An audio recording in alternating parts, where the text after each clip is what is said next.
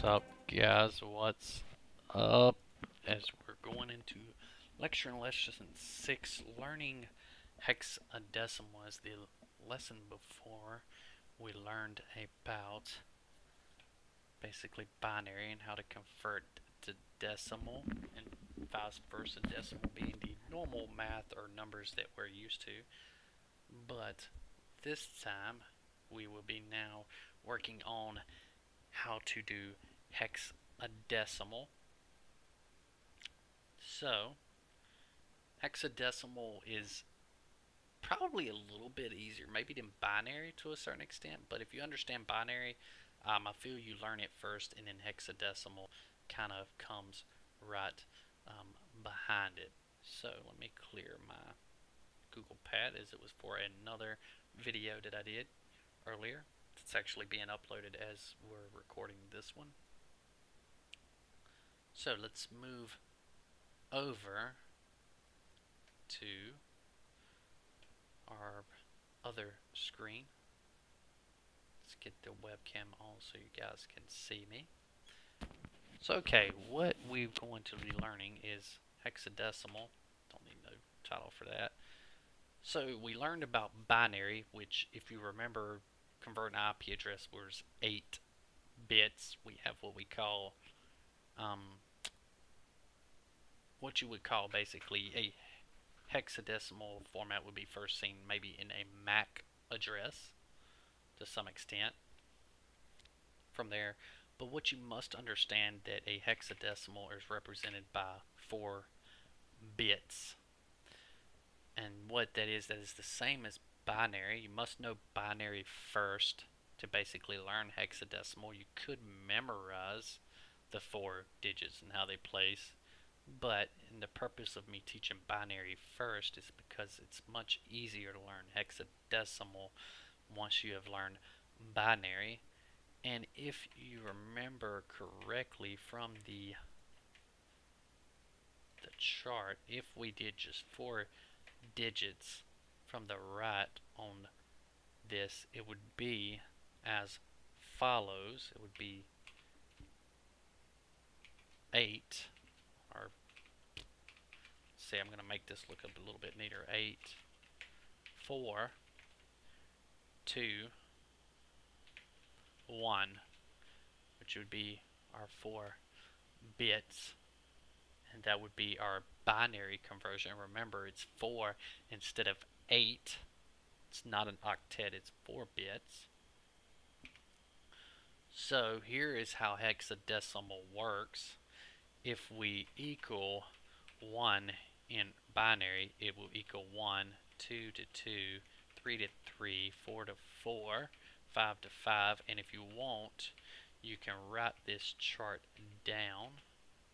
8 to 8, up 8, 9 equals 9, and then 10 equals A, 11 equals B, 12 equals C, 13 equals D, 14 equals E, 15 equals F. If we set these all to 1, it would equal F. So as you can tell, we will not be spending a lot of time in this video with hexadecimal, because if you memorize this, then it will be basically no problem. And you might, for example, have a MAC address that looks something maybe like this, or yeah, we could do something to that extent. And we're just going to stop there. I'm not going to do a full MAC address, but let's say we got something similar to this here. Now what you must remember is when we're converting hex into binary, that each field represents 4. So this 3 represents these 4. the 6 represents these separate of these 4. So our binary would look something like this. We know this is 10, so in binary that would be 8. 4 would not go into 2, and in 2 this will be our A. Then next we would do F, which would be all 4 ones. This would be our binary conversion for this right here. This and equals this in binary. Now if I wish to convert this in binary, for example, I would basically look at these, and it's easy to make this mistake, and divide. Basically space out each of your bits until there is 4 each, and that'll make it easier. So we know that this is 8, and that's a yes, so we carry the 8. 4, there's a no. A 2, there's a yes, so 8 plus 2 is 10, and then 1, there's a no, so we know that this in the conversion of 10 is a A. Remember, this is the chart for hexadecimal. And then our next one would be 8 plus 4 plus 2 plus 1, which equals 15 in hexadecimal. 15 is F. So this would be this, and of course this would be this. So with that chart, let's just run out some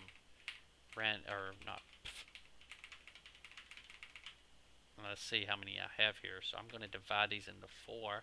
It's the first thing I'm going to do. So I divided these into 4, and I just typed in some random stuff, and we're going to convert this from this binary to hexadecimal. So we have 8 and 1. I'm doing a quick conversion. 8 and 1, which is 9. So this would be 9. This would be 2. So we have 92. Now remember that if I added this straight up into binary, this would not be 92, only if I split it by 4 bits. Remember, if I count these as 8 bits, it's going to throw everything off. So remember to split it into 4 bits and then convert based on this in binary, and then run it against this if it's hexadecimal. And if it's not, you will have to convert this, basically the 15, over into binary, which would be 8 plus 4 plus 2 plus 1. So we would do all ones, just to give you an idea. So let's look at this. We're going to continue to convert. This is 9. This is 2. This here is 5. So our next value would be 5 in the hexadecimal. And then we have another 5 in hexadecimal. And then we have 1. And then, just for good measure, let's give us a letter randomly here to make this look more clean, and another digit. This would be 8 plus 4, which is 12, 13, 14. So this would convert to 14, and then 14 down here is E. So this in binary would be this in hexadecimal. So remember, if you're doing hexadecimal, there is a broadcast address in hexadecimal that will look similar to the following, and that in binary would convert to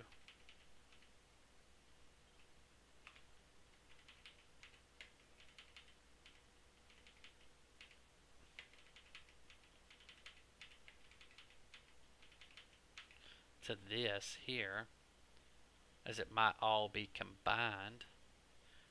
But as you can see, the broadcast is very similar to the broadcast address in a network, because everything is set to the on bit in binary. But this is considered a MAC address broadcast. And as we can see, if you even converted this, you combined it, it would be basically a straight up broadcast address in IP format also. So let's take a look. I'm going to open a network, a local area network here. And this, oh, that's IP version 6. This here is my MAC address. So a true, as I put all F's, a true broadcast address in a MAC would be this, to be exact, and that would be more binary. But your MAC address, as you can see on your device, is considered in hexadecimal. And to travel across the system and determine the hexadecimal, it basically would travel as binary and be converted back to hexadecimal. And for the following, we would have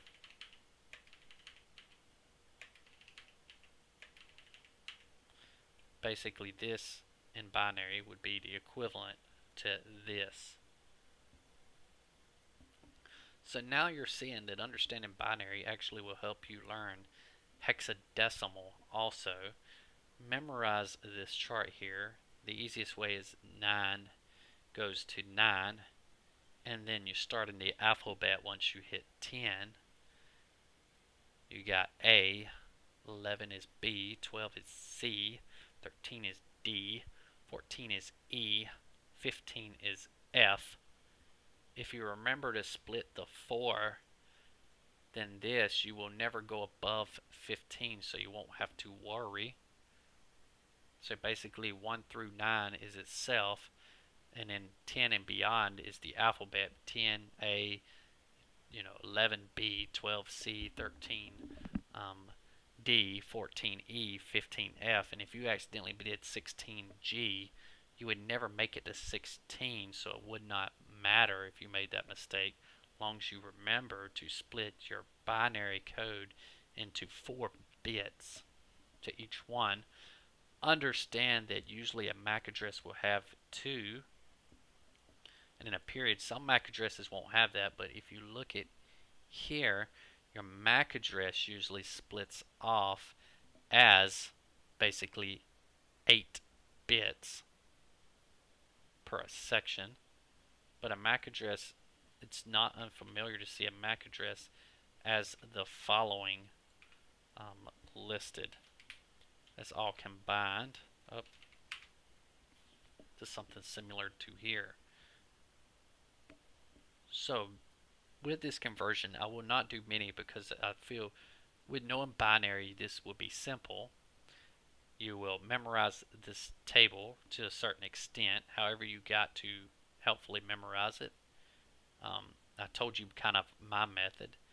And remember, if a binary asks you to convert to hexadecimal, do not split the binary to 8 like you would converting to normal decimal or an IP address. You will be splitting them into 4 bits in binary a piece. And remember that binary, when you receive it, will look like this, and it will be up to you to split to quickly realize what I'm working with so I can work more quickly.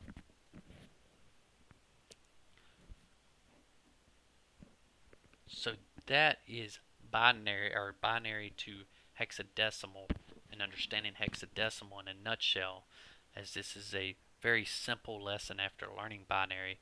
You will see it as your MAC addresses use hexadecimal, as you notice. So memorize how to convert from binary to hexadecimal, and you will master a hexadecimal setup and understand how to convert to and from.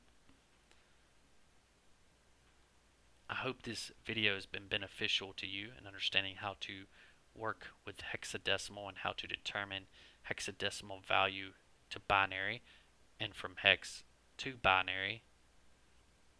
If you've enjoyed the video, or if this video has been to any benefit to you, please subscribe to my YouTube channel or follow.